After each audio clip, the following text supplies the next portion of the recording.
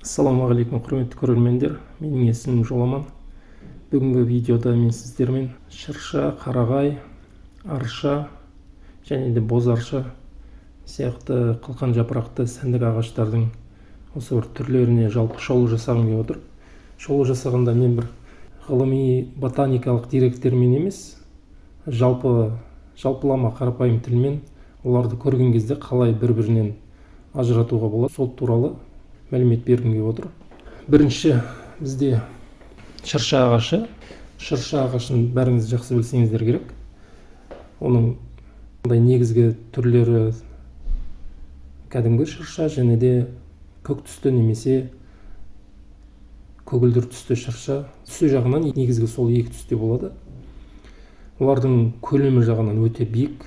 Алғашқы 10-15 жылда баяу өскенмен кейін ала ол өте сондай үлкен көлемді орын алады. Сондықтан да үй жанындағы аулаларға отырғызғанға бұл ағаштарды кеңес бермеуші едім. Шырша ағаштары саябақтарды, қалаларды көгалдандыруда өте дұрыс келетін ағаштар. Ең бірінші себебі көлемі жағынан, тамыр жүйесі жағынан. Тамыр жүйесі туралы тағы бір айтатын ерекшелігі, олардың шырша ағаштары алғашқы 10-15 жыл кіндік тамыры арқылы азықтанады. 15 жылдан кейін жер бетіне жақын орналасқан үстіңгі тамырларымен азықтануға көшеді, кіндік тамыры шіріп жоқ болып кетеді. Сіздер Алма-Арасан тау бөктеріне барсаңыздар байқаған боларсыздар, шырша ағаштарының жанына жақындап барған кезде олардың түп жағында тамырларының жуан болып жер бетіне шығып жатқанын көреміз. Сондықтан да оларды шырша ағаштарын үй қабырғаларына, қоршауларға жақын орналастырмаған жөн. Өйткені тамырлар өсе келе қабырғаны көтеріп кету немесе сындырып жіберуге қауқары бар олардың. Көгілдір түсті шыршаға келетін болсақ, немесе көк шырша, олар өте жоғары сұранысқа ие тұтынушылар арасында. Ең бірінші себебі сондай, олар сәнді болып келеді. Түсі жағынан биіктігі жабайы табиғатта 30-50 метрге дейін өсуі мүмкін, және де 250-300 жылға дейін өмір сүруі мүмкін. Шындығында олар өте сондай үлкен биік ағаштар, үлкен көлемді алады.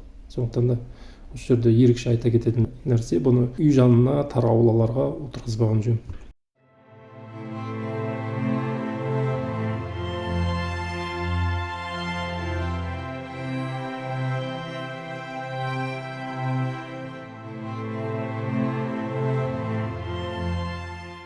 Жолымыздағы екінші кезекте ол қарағай ағашы. Қарағай ағашының шыршадан бірден-бір ерекшелігі, оның қылқандары ұзын болып келеді. Шыршаға қарағанда қылқандары ұзын және де бұтақтары жуандау келеді. Сондай мықты жуан бұтақтарымен ерекшеленіп тұрады. Және де діңгектің қабығы сарғыш түсте болады негізгі. Шыршадан солай айыруға болады оның қылқандары және де діңгегінің қабығы арқылы. Және де оның бейнесі, формасы жағынан да кішкене өзгеше келеді. Қарағай ағашы шыршаға қарағанда одан да биіктеу, одан да үлкен көлемді алады. Негізгі түрлеріне келетін болсақ, тұтынушылардың арасында өте сұранысқа ие түрлерінің бірі ол қырым қарағайы. Қырым қарағайы жай қарағайға қарағанда оның қылқандары ұзындау және түсі қанық, жасыл, сондай сәнді болып келеді. Олар сондай өте жоғары сұранысқа ие. Қырым қарағайы да жай қарағай сияқты ол да өте үлкен орынды алады.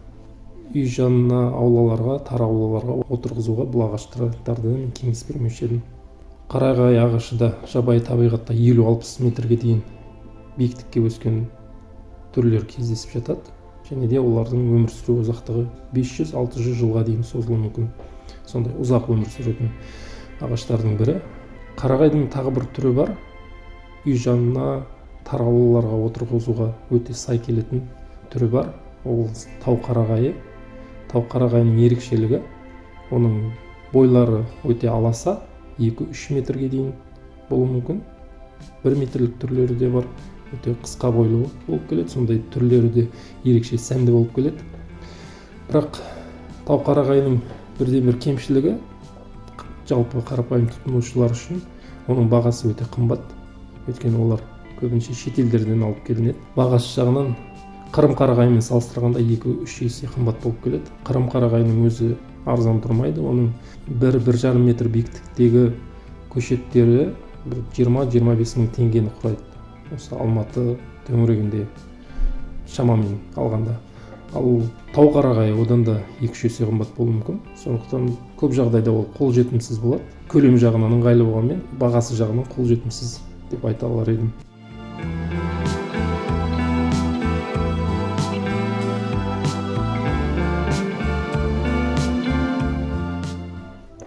Келесі қылқан жапырақты ағаштың түріне келетін болсақ, ол арша ағашы. Арша ағашы ол ежелден біздің ата-бабаларымызға сондай емдік өсімдік ретінде танылған.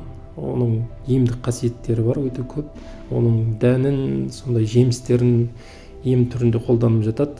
Оның жапырақтарының өзі хош иіс беріп тұрады. Керемет фитонцид көп бөледі. Ол тыныс жолдарының ауруларына қарсы және де аурудан кейінгі айығуға да өте жақсы адамдарға көмектеседі. Аршаның жанында тұрып тыныс алса, соның ауасымен адам демалса, оның тыныс алу жолдарына керемет пайдасы бар. Өзінде өседі. Аршаның бірнеше түрі бар. Боз аршаның бірнеше түрлері өз ауламда өседі. Олар сондай үй жанына өсіргенге, тар аулаларда өсіргенге өте ыңғайлы келеді. Шырша мен қарағайға қарағанда бұлардың қылқандары өте жұмсақ, сондай жағымды болып келеді. Аршаның негізгі 2 түрі бар. Осы көгалдандыруда қолданылатын тік өсетін арша. Оның негізгі 2 түрін өзім білетін. Skyrocket деген түрі бар және де Blue Arrow. Олар енді ағылшын тілінде солай аталады. Енді атау қалай оқылады солай айтып отырмын. Өйткені бұлар көгалдандыруда бізде қолданылатын түрлері ол көбінше шетелден алып келінетін болғандықтан сондай атаулармен келеді. Және де оның тағы бір түрі жайылып, жерге жайылып төселіп өсетін түрі бар. Біздің мына видеода көріп отырғандай, төселіп өсетін арша ағашы неше түрлі композицияларда, неше түрлі дизайн шығарғанға сәнді және қолайлы болып келеді. Олар неше түрлі талғамға сай. Арша ағаштары біздің Қазақстан төңірегінде де жабайы бірнеше түрлер кездеседі. Түркістан аршасы деген тағы да бірнеше түрі бар. Олардың өмір сүру ұзақтығы 300 жылға дейін өмір сүреді деп келтірілген. Және де олардың биіктігі біздің мына көгалдандыруда қолданып жүрген аршаның биіктігі аса бір қатты биік болмайды. 4 метр биіктікте, ары кетсе одан да төмен биіктікте ұстауға болады. Оны қырқу, жыл сайын сәндеп қырқу арқылы оны өзіңізге ыңғайлы көлемде ұстап тұруға болады. Арша туралы жалпы айтқанда осы. Келесі қылқан жапырақты сәндік ағаштардың түрі біздің шолымыздағы ол боз арша. Оларда көлемі жағынан өте ықшам келеді. Шырша мен қарағай сияқты бұлар тікенді келмейді, сондай жұмсақ, жағымды және де биіктігі де аса биік болмайды. 2-ден 4 метр биіктікке тік өсетін түрлері және де бұның тағы бір түрлері бар, шар тәрізді. Домалақ шар тәрізді. Жыл сайын қырқып сәндеп отырсаңыздар, сол шар тәрізді қалпын ұстап тұратын түрлері бар. Ол да сондай өте керемет. Неше түрлі композицияларда, ландшафтный дизайндерде қолдануға өте ыңғайлы. Неше түрлі түстері де бар. Сарғыш түсті, алтын түсті, голден деген атаумен жүреді. Боз аршаның негізгі танымал түрлері ол смарагд. Ең бірінші орында деп айтсам болады. Жапырағының түсі өте сондай жасыл, сондай қанық, формасы жағынан да сондай ерекше болып келеді. Қылқандары сондай тығыз. Менің ауламда бұл түрден өзімде бар бірнеше түп. Екінші брабант деген түрі бар. Бұл өте сұранысқа ие түрлерінің бірі. Брабант смарагдқа қарағанда биіктеу болып өседі, бірақ оның қылқандары сирек келеді, жапырақтары. Оны жыл сайын қырқып отырса, сол кезде ғана нығыздалып, сәндік бейнесі жақсара түседі. Шар тәрізді түрлері бар, жаңа айтып өттім. Және де колумна деген тік өсетін түрлері бар. Негізгі түрлері осы. Бұл арша мен боз арша үй жанына, аулаларға, үй жанындағы аулаларға отырғызуға өте ыңғайлы. Күтімі жағынан да, көлемі жағынан да адамға ыңғайсыздық тудырмайды, өте сәнді болып келеді. Жалпы айтқанда боз арша туралы осы. Тағы да қалып қойған, айтылмаған мәліметтер болса, сіздердің ойыңызша оны комментарийға жазып қалдырсаңыздар болады. Және де арнаға жазылып, лайк басып, комментарий қалдырып қойыңыздар. Өйткені ол арнаның дамуына, алға жылжуына көмектеседі. Сау саламат болыңыздар.